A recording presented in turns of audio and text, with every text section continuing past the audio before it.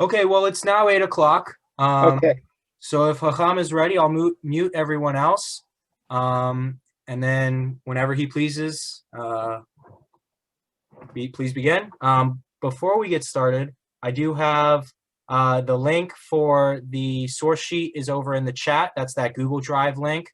And then there's also the link to the donation page. If you wish to sponsor one of these shiurs, please send me an email. And again, my email's over there on the right. And if you wish to order Hacham's new Sidor Alatz Libi, you can order that through Rav Golden, who also contributed greatly to that project. And his email is there as well, so you can order it directly through him. Tonight's shiur is sponsored by the Lakin family in memory of their daughter, granddaughter, and sister, Eleanor Ruth Lakin. Her memory has already brought so much education and inspiration into the world. It's only fitting that expand to Torah as well. And with that, Hacham, if you would please. Okay. Good evening, everyone. Sorry I couldn't see everyone and couldn't greet each individually because I can only see some at a time. But good wishes to each one, severally and individually. Now, this is a continuation of where we left off 2 weeks ago, because there was a clamor to continue with this topic. And indeed, it isn't a topic one can say goodbye to in 2 or 3 words. It's complicated and it has many branches. So here we are, beginning with a text that was on the sheet 2 weeks ago, but we didn't get around to it. So let's go. Hakham Yosef Hayim of Baghdad was asked a question by someone who was not quite comfortable saying certain Kabbalistic prayers. We don't need to go into all the details. And he said his friends were pressuring him to join them in reciting it. It's called Tikkun Chatzot. He was out of his depth with it and very confused. So he wrote this letter, which is published in the book, and Hakham Yosef Hayim gives really a marvelous answer. He gives him really a bird's eye view of Kabbalah. So clear, and very few have done it in a few pages. And then he comes to the crux of the matter. Well, having said all that, what am I going to tell you? So he gives his own words and also quotes from a predecessor, Rabbi Hayim of Volozhin, who wrote a book called Nefesh HaChayim. And in that book, Nefesh HaChayim, the following ideas are written, and Hakham Yosef Hayim is giving his own and the quoted words. So let's go through them. V'yadua. It begins Yadua, I'm going to say it in English. It is known from the Zohar and from the writings of the Ari. So everyone's heard of the Ari, right? His real name was Rabbi Yitzchak Luria Ashkenazi. He grew up, it seems, in Egypt, although he was Ashkenazi, and then he moved to Safed, where he left his mark as a Kabbalist. He died in 1572. So he's saying from the Zohar and from the writings of the Ari, it is known that the object of prayer is the fixing or repairing of the worlds in the plural.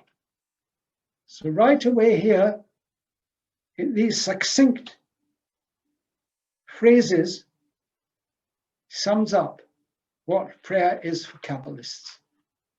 He cannot say it's biblical prayer because it isn't. He cannot quote the Talmud because it isn't. It's contrary. That's what we were saying last week. We saw some of the biblical, some of the Talmudic sources relevant to prayer, and they went in a very, very different direction. So therefore, he can only say it's in the Zohar and the Ari's writings. And that, of course, is true. The object of prayer is fixing of worlds. And the elevation of their internal essences, representing nefesh, ruach, and neshama. Very difficult to translate these three terms, but I'll try and explain what they stand for. So in the Bible, we have synonyms, right, for many things. And the human being is made of dust from the earth. That's what it says in Genesis. And vayipach be'apav nishmat chayim. Inspirited into that earthling was spirit of life. So there in Genesis, it's called neshama, nishmat chayim. But elsewhere, it's called nefesh. And in yet other verses, it's called ruach. And they seem to be interchangeable in the Bible.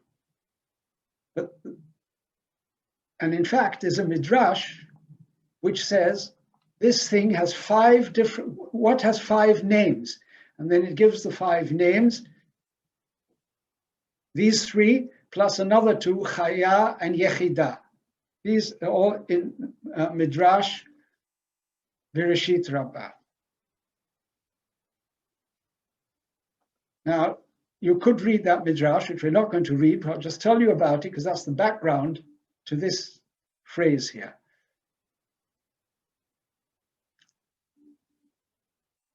It begins by saying it is called by 5 names. In other words, the old idea, these are all synonyms for the same thing, for the human spirit.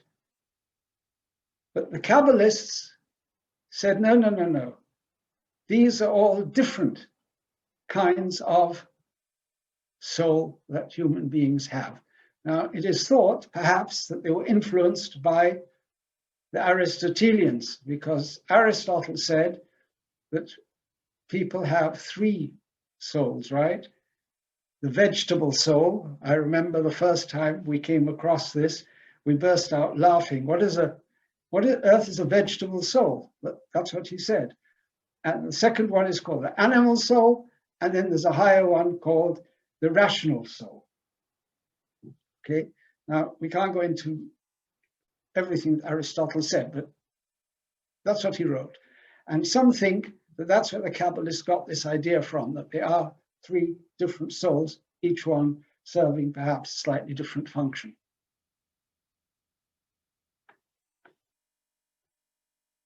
And then he says, one is higher than the other of these souls. Again, echoes of Aristotle.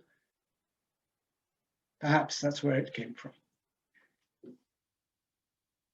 By linking them and attaching them one to the other, that means to say the human nefesh to the ruach, and then the ruach to the neshama, which I've said I can't translate, as we explained already above, then they all become linked together through the person twitching and moving his lips.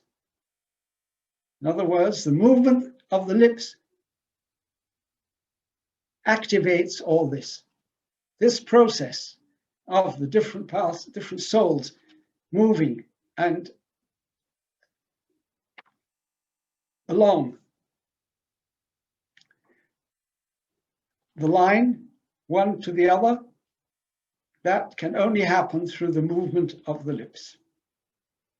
By uttering the words of the prayers, because that is what represents the activity of speech. As the rabbi said, Akimat sefatav have ma'aseh. Now this is really, really extraordinary. How on earth did this Talmudic quotation come into the discussion? What is the Talmud talking about? The Talmud says in Genesis, we're told, Vayomer Elokim vihi or, Vayomer Elokim vihi meorot.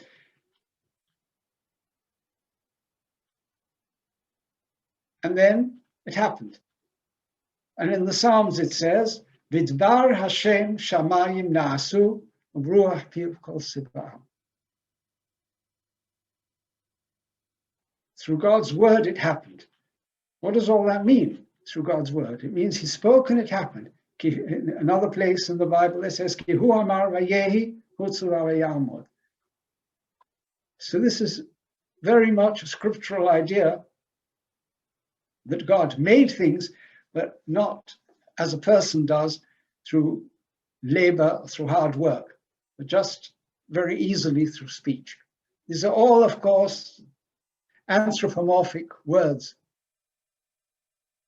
Speech is just as human and therefore as anthropomorphic as making. And sometimes, in fact, Bereshit does say God made. Ya'as Elohim et harakia in a few places. It doesn't always say he spoke. So they're interchangeable in order that the reader will understand that you can use either all are adequate and none are adequate. All right? And this is the way of the Bible, to keep using different anthropomorphisms so that we know that they're all just figurative speech. In any case, the Talmud is talking about the creation, and that we have a verse which says that speech is God's action, not talking about human beings at all.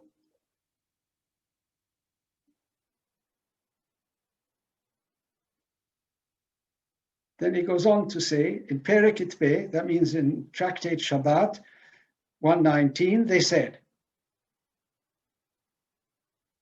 speech is like action. Dibur kema'aseh. Again, highly problematic. The Talmud is discussing something really very arcane. In the book of Leviticus, it says, if anyone transgresses certain prohibitions, then he will bring a particular sacrifice called chatat. And it's phrased there as follows, te'asena, always about doing something which they shouldn't do. It doesn't say breaking the law, it says, ve'asa achat mikol mitzvot Hashem asher lo te'asena. Asa, asa, asa. Always the verb is asa. Therefore, the Talmud says, only if a person did a wrong action is he held responsible. So what about speech? So most rabbis said, no, speech doesn't count as action. And some rabbis said, well, it depends. Certain kinds of speech perhaps do count as action. And there's a debate about it. Different opinions, it's a very complicated sugya. It's not talking about prayer at all. Now, he's borrowing it and saying because some rabbis held that dibur equals maaseh, so therefore, only if you utter the words is the prayer an action. And you need an action to activate those worlds, because he said at the beginning, the object of prayer is to fix the world. So, a lot of hard work here.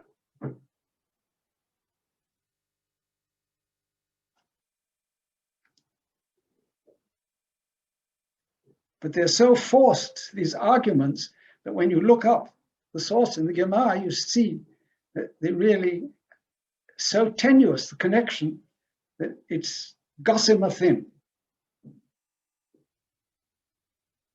The breath, he says, and the voice, that is what makes speech, and that is the ruach. Having kavanah, that is neshama. ... Then he goes on.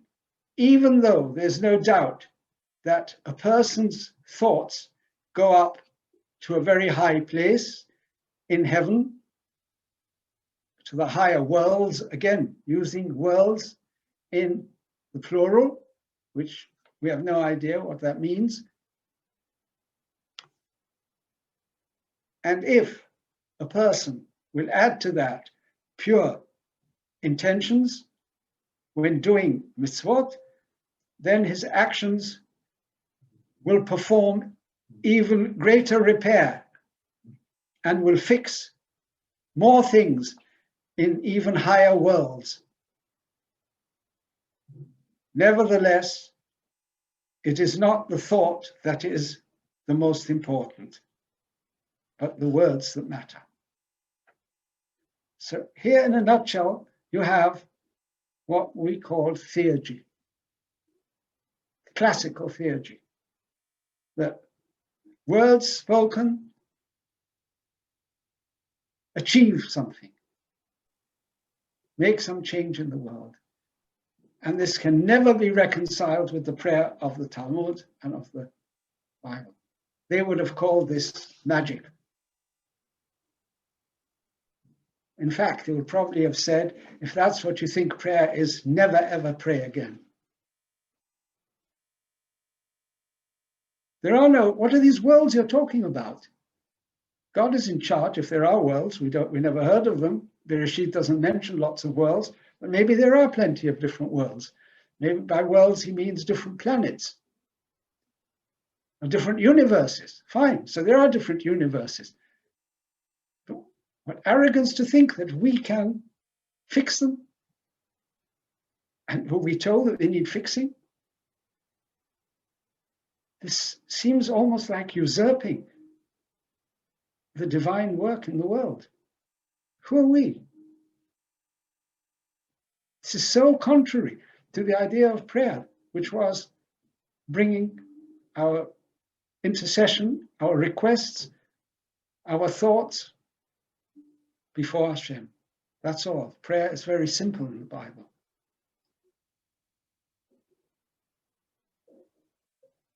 And most of it is spontaneous. The prayers in the Bible, no two people say the same thing. They didn't believe that one particular text had magic power. It was all the contrary of magic. How did this happen? The prayer was so demoted. And how did this regression happen? Well, this is not a history class, so we can't go into it. Moreover, we have a lot more texts.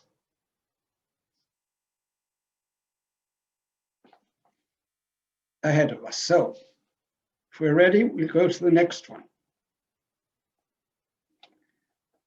A very different kind of text. This is from a polemical book. You may have heard of this man, Rabbi Yaakov Emden. Everyone knows him because he wrote endless books. He had a publishing press eventually in his own house. Seems to have been quite a wealthy man. And he printed his own books. Not in the beginning, but eventually. He was printing them in Altona, which is right near Hamburg in Germany. He traveled also a lot. And he was a cantankerous man, with all due respect. It comes through in all his books, but brilliant, very insightful, and with a critical mind. And one of the few rabbis who wrote an honest autobiography. That autobiography was first published, someone found the manuscript, over 100 years ago, I think in 1910. But it was censored because in those days, they didn't think it was appropriate to publish personal memoirs. But a few years ago, someone again found the manuscript and printed it in toto. So it's quite interesting. And you see his personality in that book. Again, you see the brilliance of the man and also how very, how should I say, difficult man, let's say, to be nice. Very difficult.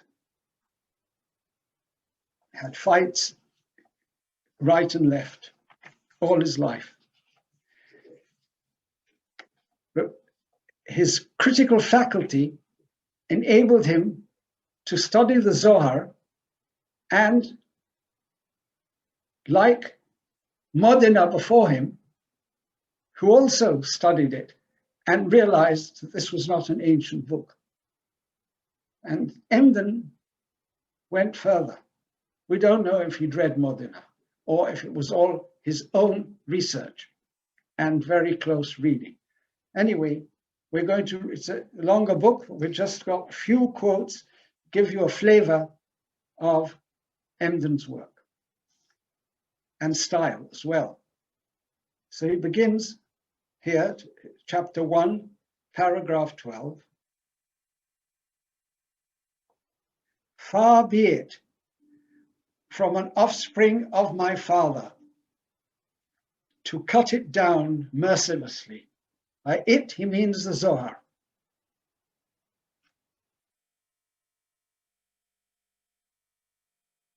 Even a tiny fraction of it, let alone an entire letter or word, as long as it is possible to uphold it at a pinch. You'll see what he means by all this. Because it is holy, the book and its author, whoever the author might be, especially as it is quite patent that he supports the fundamentals of our Torah and went to very great lengths to aggrandize all branches and all sections, to water its saplings from water that flows from Lebanon. This is all flowery language. He set in place the keystone. He increased the Torah's glory and resplendence and built around it a fortress.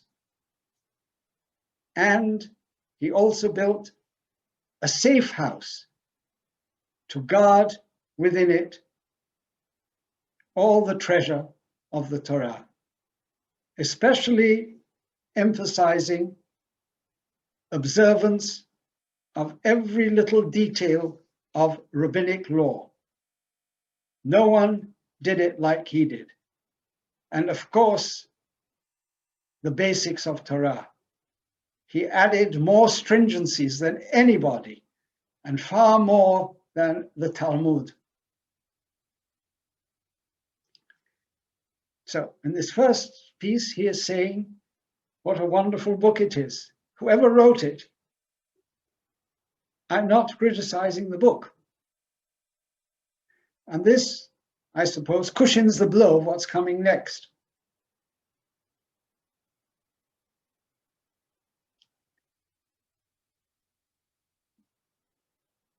This book of the Zohar,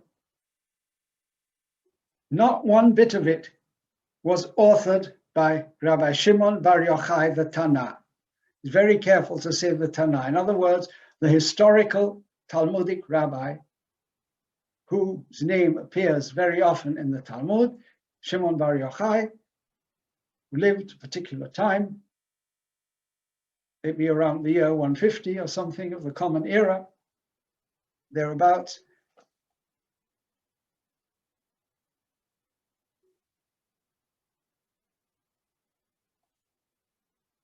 Even though it is attributed to him and it goes under his name, this is a fate that happened to many books, even some very, very early books, and also later ones. In other words, it's called pseudepigrapha, correct? Pseudepigrapha was a genre that existed very, very early on.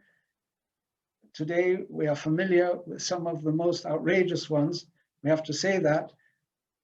Why are they the most outrageous? Of course, I mean the Book of Jubilees and the Temple Scroll, because they did something which no other writer did. They claim that their books were revealed by God himself. And they say in their books, these are the words spoken to Moses. He is told, come up to the mountain and I will give you these laws. And then it follows on. So these books were written. Shimon Bar Yochai was 150 of the Common Era. Those books were written about 150 before the Common Era, roughly. Okay. So he knows, he didn't know about the Temple Scroll, but he probably knew about the Book of Jubilees and many, many other books that were attributed to all kinds of people, but were in fact pious forgeries, if you want to call it, by a more polite name. He said, perhaps it was written by disciples of disciples of the disciples of Shimon Bar Yochai. Maybe they gathered and compiled it, as was already suspected in the book of Yochassin, the accurate book of Yochassin. Now, what is the book of Yochassin? That's a history book written by Abraham Zacuto. Now, many people have heard of Abraham Zacuto. In which connection? Christopher Columbus, right?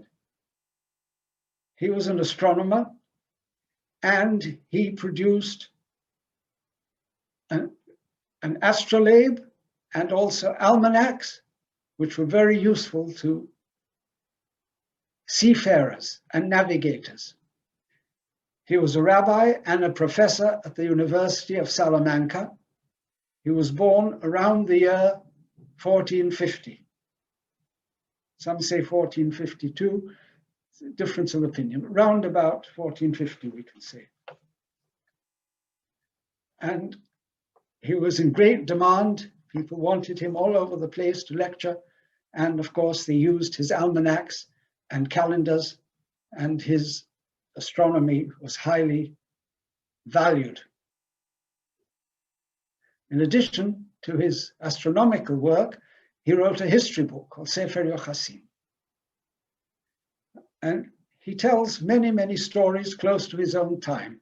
And one of the stories is about the Zohar. And many people have read it. He says he does not believe the Zohar was written by Shimon Bar Yochai, but by Rabbi Moses de Leon, who died in the year 1305. And he quotes rabbis who lived at that period. He lived like 150 years after. As I say, he was born only about 1450, and this happened around 1300. So obviously it's 150 years later. But he heard, and there were reports written up by people who came to Spain in order to see the manuscript from which the Zohar was copied in the handwriting of Shimon Bar Yochai. And nobody could show it to them, and they got suspicious.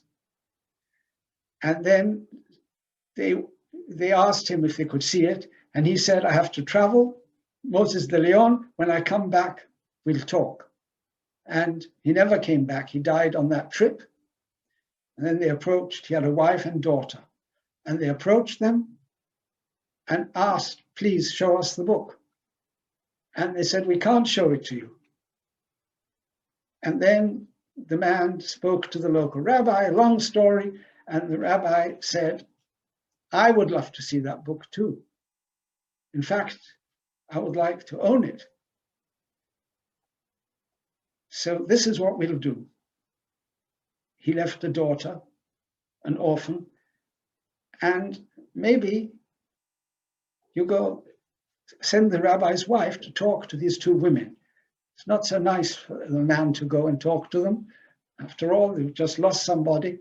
would be very nice if a woman goes. So the wife of the rabbi went and got talking to them and asked the same question. Can we please see the book? And she said, I already told the other rabbi, there's nothing to show. It all came out of his head. He never copied anything. The only copying he did was that after he had sent it out in installments, it was always in installments, then he made a copy, kept it.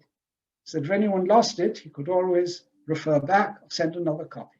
So he did keep for himself papers with it written on, but this is all in his own handwriting. There is no early copy from which he took this text. Anyway, he reports all this, Sefer Yochasin, and he says, therefore, he doesn't know what to make of it. Because other people say it was definitely written by Shimon Bar Yochai, and it arrived miraculously in Spain, and he simply published it, Moses de Leon, but certainly didn't author it. So I don't know what to make of it. So he leaves it open. And that's what Emden is now referring to.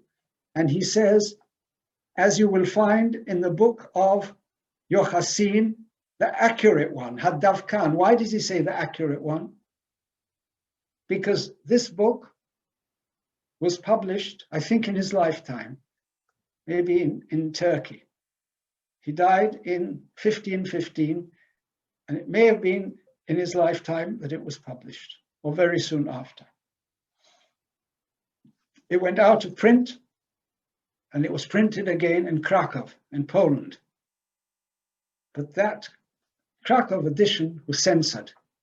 We're talking a lot about censorship tonight, because the fact is that in the old days, so much was censored. And until the 19th century, nobody knew about this passage. The Kabbalists expunged it because it didn't suit them at all to see that a great rabbi writing in the 1400s doubted strongly that it was authentic. So that's why he says the accurate one. He must have seen the first edition because it was only restored by Filipovsky in 1857. And today you can get that. You can get reprints of Filipovsky's 1857 edition, which has the full text there. Okay.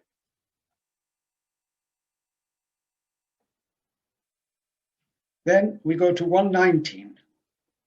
He says, another possibility is, first he said, maybe it was written by the disciples of the disciples of the disciples. In other words, centuries later, but they considered themselves disciples. But now he gives another option. He says, maybe he was following the advice that Rabbi Akiva gave the real Shimon Bar Yochai. There's a story in the Talmud that Shimon Bar Yochai asked his teacher, teach me something.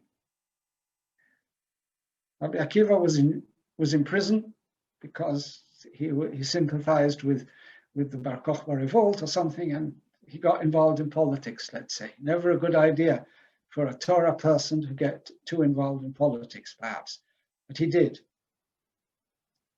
Other rabbis, it seems most of them kept aloof. He didn't.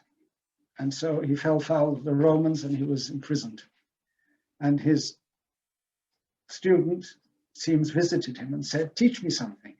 He said, I'm not teaching you anything. Shimon Bar Yochai said, that's not very nice of you. I'm going to tell my father about you. My father Yochai. Can you imagine threatening his teacher? If you don't teach me something, I'll report it to my father.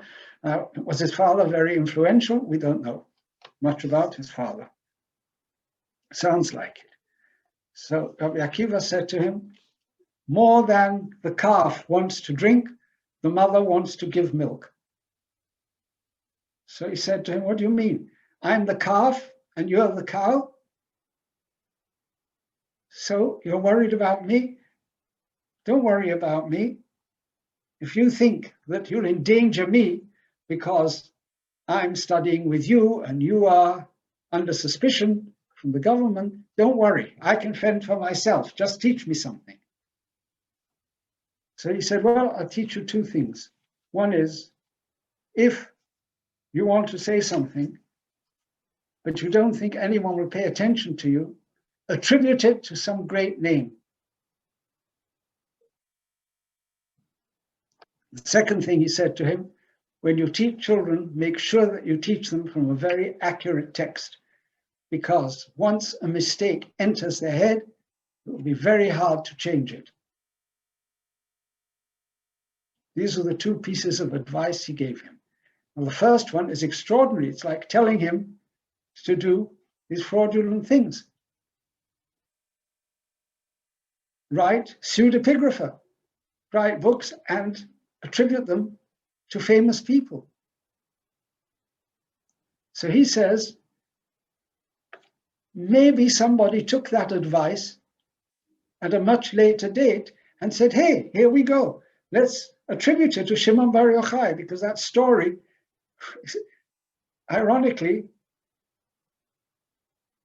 involved Shimon Bar Yochai. He was the one who was told, do that. So now someone is doing it to him, is using his name. So isn't that brilliant of Emden to see that? So there's much more. Many proofs then. He goes on to show that it was written in Spain because there are many Spanish words in the book, and etc., etc., etc. In other words, he more or less did the work for modern scholarship of the 20th century. In fact, the greatest researcher of the Zohar, probably of all time that we know of, was Gershom Scholem. And he will tell you openly, he said, most of my work was done by my predecessor, Jacob Emden, in his book, Mitpachat Sefarim. I took all his arguments, but I went a bit further. In what way could Gershom Scholem go further than Shimon Bar Yochai, who analyzed it linguistically, historically, and came to the conclusion that it was written in Spain? He did do something further.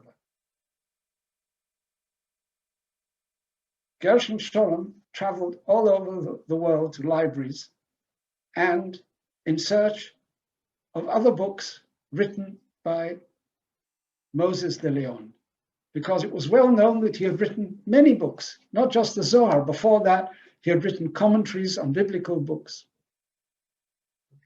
most unpublished, never printed. So he searched out the manuscripts and studied them. And what did he find?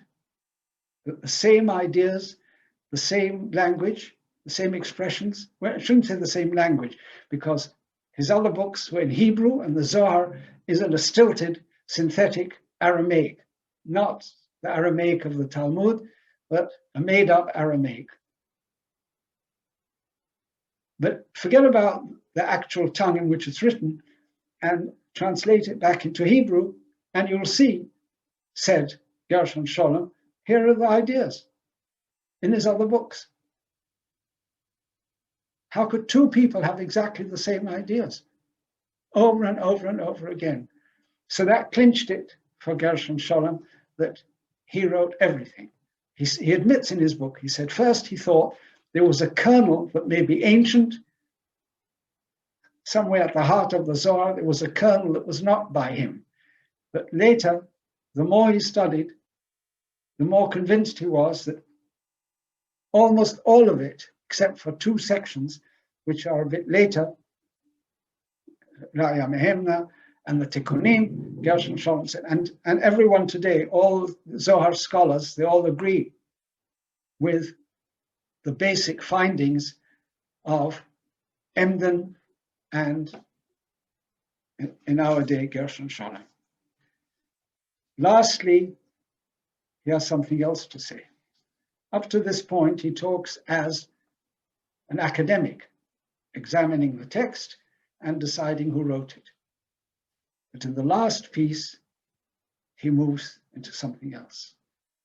He doesn't think that the ideas of the Zohar are acceptable or reconcilable with Torah.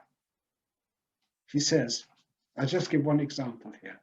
He says in Parashat Bo, because it's divided, the Zohar is divided according to the parashas of the Torah, right? Beginning from Bereshit, goes all the way through. It's like a commentary. And when it gets to the verse, Penei Ha'adon, where it says, you shall appear before the presence of the Lord, the Zohar says, you shouldn't even repeat it. It's because it's blasphemous. He says, who is the Lord? Shimon Bar Yochai. He says, this is pure blasphemy, without any doubt. And I will not respect anybody. I don't care who wrote it. Even if it was the real Shimon Bar Yochai, I will still call it blasphemy, because blasphemy is blasphemy. And it doesn't matter who said it.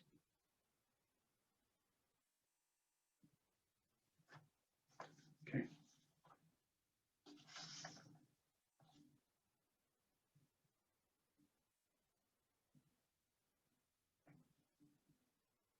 If you remember last time, we touched upon one of the key underlying theories of the Kabbalah, not just the Zohar, the Kabbalah. And of its probable inspiration, which was Neoplatonism. And I mentioned that in Neoplatonism, they had a problem. How does, especially Plotinus, he says this in his great fat book, the great ineffable creator, how can he have any contact with this lowly physical material world? This is based on certain premises. Some would say prejudices. Who says that this world is especially lowly? Also, it assumes there are other worlds. Fine, maybe there are. But they're all God's creation. You have created in your own mind this hierarchy that this world, populated by humans, is the lowest of the low. Because you have a very jaundiced view of humanity and of Earth, I guess, of our planet, or maybe of our whole solar system. And therefore you think there must be intermediaries between God and our world. That's what Plotinus said. He took this for granted. And so there's a chain. God can communicate with something which is very high and noble and spiritual, which you call the nous, I told you, N-O-U-S, and the nous can communicate with something lower than it, and so bit by bit, there can be indirect contact. We saw a little of that in the first source tonight with the Ruach and Nefesh and Neshama, also this chain where concatenation connects one to the other. So you get from the lowest to the highest. But you have to have this, again, these intermediaries. All of them assume this. And so the Kabbalists came up with their emanations. And that is so contrary to the teaching of the Bible and the Talmud, which taught, yes, we do say God is very great, and we cannot conceive of God's fullness. But we also believe in revelation, and that God said to Moses, you cannot see my face, but you can see some of me. This is, of course, the peak of the Mosaic revelation, the most important of all, by far. How do we know this? Because after the 10 Commandments had been given, Moses was not happy. And he said, please tell me your ways so that I will know you. I don't know you. I can read these laws day and night. I still don't know you. So we know that this was much greater. than anything that came before. Moreover, the psalmist tells us, here's our friend and expert on the Psalms, so he will correct me. I think it's Psalm 103. Ronnie will tell us, where he is telling us the history. And he says, Yodia derachav leMoshe v'bnei Yisrael alelotav. God made known his ways to Moses. What were his ways? Chanon v'rachum Hashem. That was the great revelation to Moses. So it was remembered down to the psalmist's day. That was revealed, that this is how God wants his world, his human world, to know him.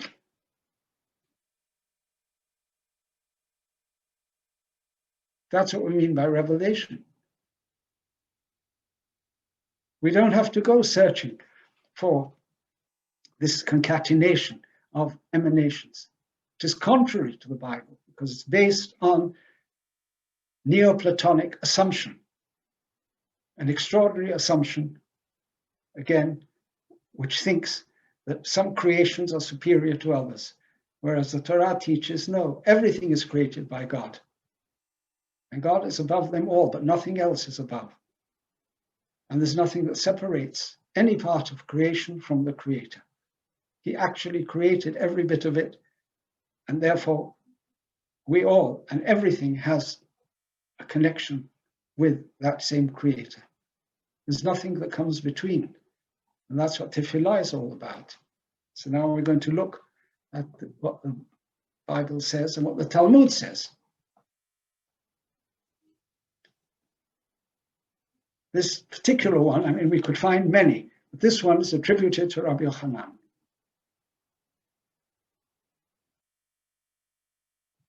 I want to make one comment. I don't know if it's correct or not, but it's almost fortuitous. Rabbi Yochanan died in the year 279, and Plotinus died in the year 270. They were almost exact contemporaries. And it has occurred to me that just maybe Rabbi Yochanan was polemicizing with these new ideas that were floating in his day. These ideas that you have to posit all kinds of intermediaries between the Creator and his earthly creation. And you'll see here how it reads almost like a pointed attack on Neoplatonism. Rabbi Yochanan said, wherever you find the might of the Holy One, blessed be he, you find his humility. This is written in the Torah, repeated in the prophets, and stated a third time in the writings. In the Torah, for the Lord your God, he is God of gods and Lord of lords.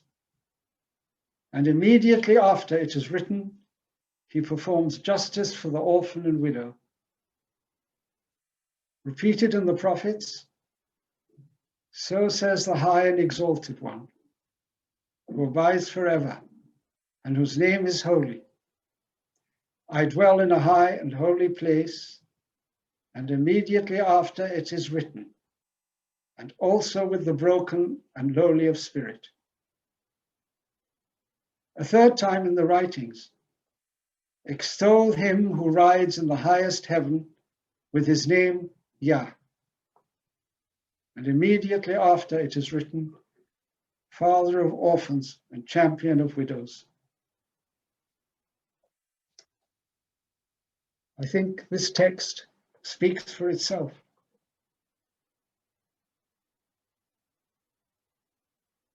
It is irreconcilable with Kabbalistic ideas. Kabbalists played with words. They quibbled and thought that you can use words in a magical way and change everything. Some of them went so far as to say, Torah begins Bereshit bara Elokim. Again, one doesn't even like to repeat it. It's so blasphemous. Some Kabbalists said it means the one called Bereshit created God. It is mind-boggling.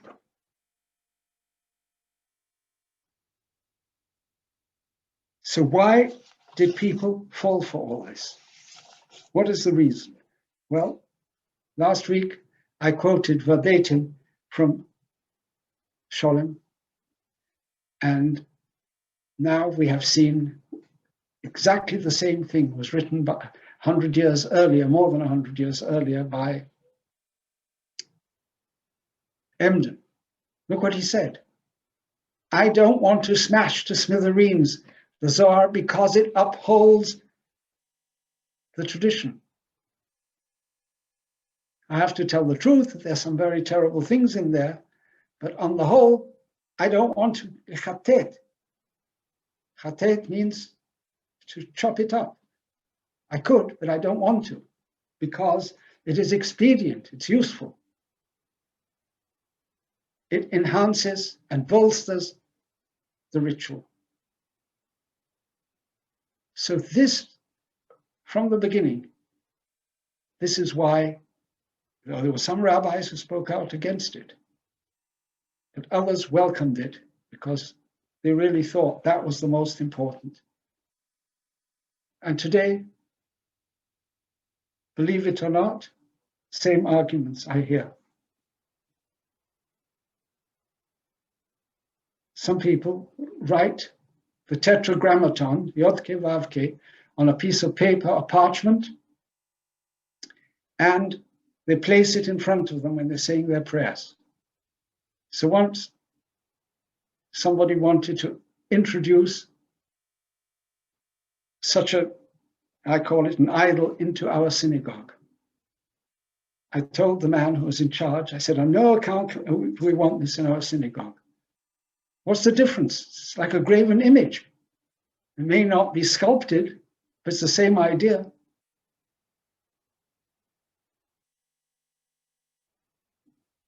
You shouldn't have any image in front of you. In your mind, you can have your image, but you don't have objects. And when I went away for a few weeks, what do you think? Those people, they snuck it in. And there on the wall were hanging a menorah, and on the top, and other names of so-called angel, all kinds of things. And we couldn't get rid of it because he said it would upset this elderly couple who donated it. I said, but why did they donate it? Didn't I tell you, don't accept it? He said, you were not here and I couldn't stand up to them. They were told by the Kabbalists this was very important, you had to have it.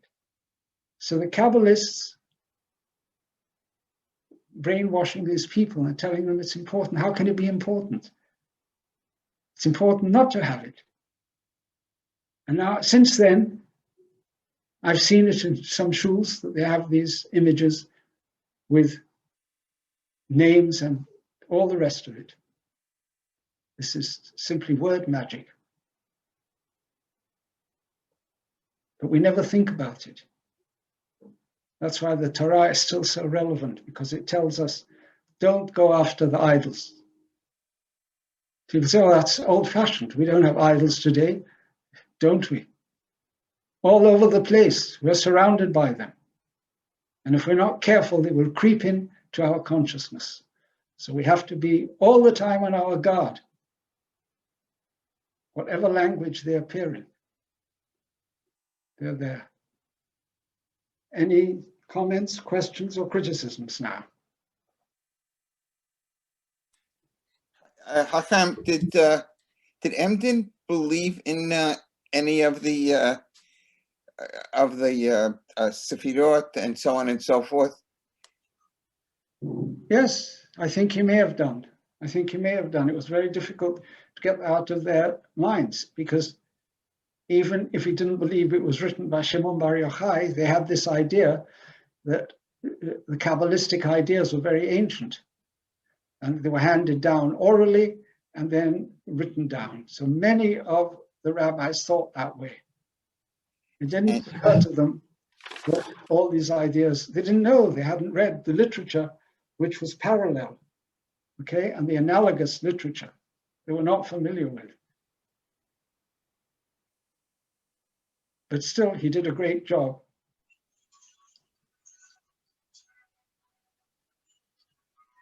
Shalom Uvracha, Kvod Harav. I would like to ask a question. Do we have this kind of material that's been discussed here in this Zoom meeting in a written form, perhaps in a book or a booklet? Because it would be very nice to reference this. Well, Emden's book, you know, I don't know if it was ever reprinted. It appeared in, we have the date, 1768, over 200 years ago. It's available. It's available now. Okay. Has Would it be been possible if reprinted? someone could probably put a link or something to where to get it or the exact name? It's called I really Hakham appreciate it. Sassoon. Okay. All right. Okay. And I just found a copy of it on Safaria, so it's at least available online, if not in print as cool. well. Yeah. Okay. Thanks. Quick fingers. Thank you so much. Okay. Anyone else? You know, our shuls, the Syrian shuls of Brooklyn, and probably a lot of other Sephardic shuls, have these framed printouts with the different names of God and the kavanot you should refer to, et cetera, et cetera, et cetera. And every one of these is akin to what you mentioned about what was snuck into the shul when you weren't there. And yet they're there, they stay. Well, the Kabbalists are quite influential because a lot of people are not able, you know, don't have the tools to read the Zohar and to notice things, to notice simple things. For instance, I noticed in the Zohar many ideas were familiar from Nachmanides, the Ramban. And I said, Nachmanides is an honest man. Why is he giving all these commentaries in his own name when they come from the Zohar? But now I know this the other way around. The Zohar took them from Nachmanides. Nachmanides always quotes his sources, always. He would, and even if he didn't, I said this to someone one day, he said, well, the Zohar was not revealed until the year 1289 or whenever. And Ramban died in 1270. So he couldn't reveal it yet. It was a secret, that's why. I said, that won't wash. He was an honest man. He didn't need to say it's from the Zohar. He would have said, this is not my own original. I read it somewhere without giving away any secrets. That's what he would have said. But the fact that he didn't say that proves that it was his own idea and the Zohar took it from Nachmanides.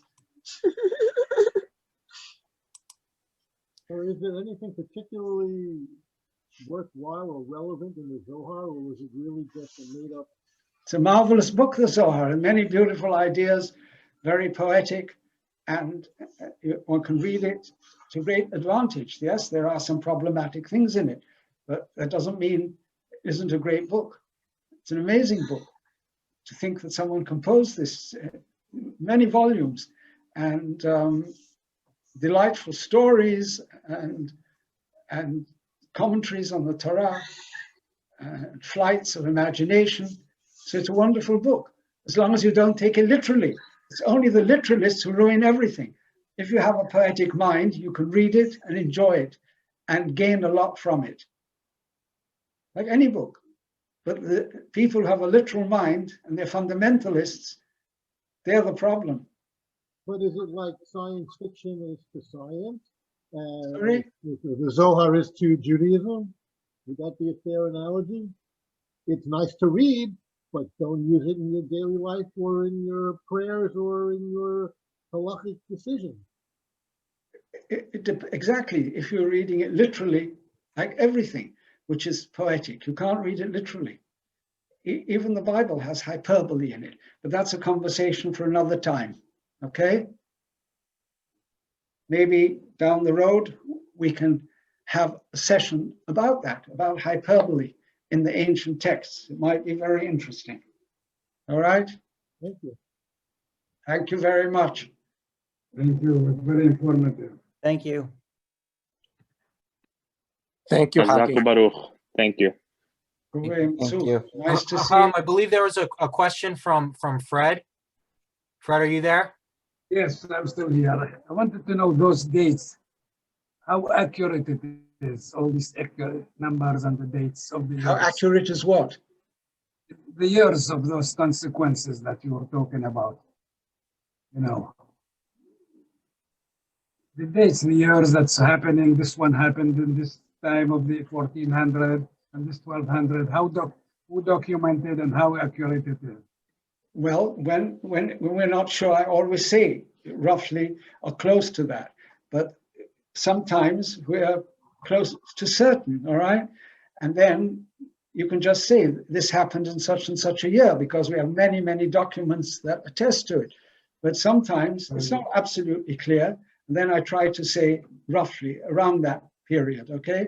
Like I said, Zacuto was born around the year 1450 because that's from what he writes himself, we can extrapolate and work out that that's when he was born, roughly.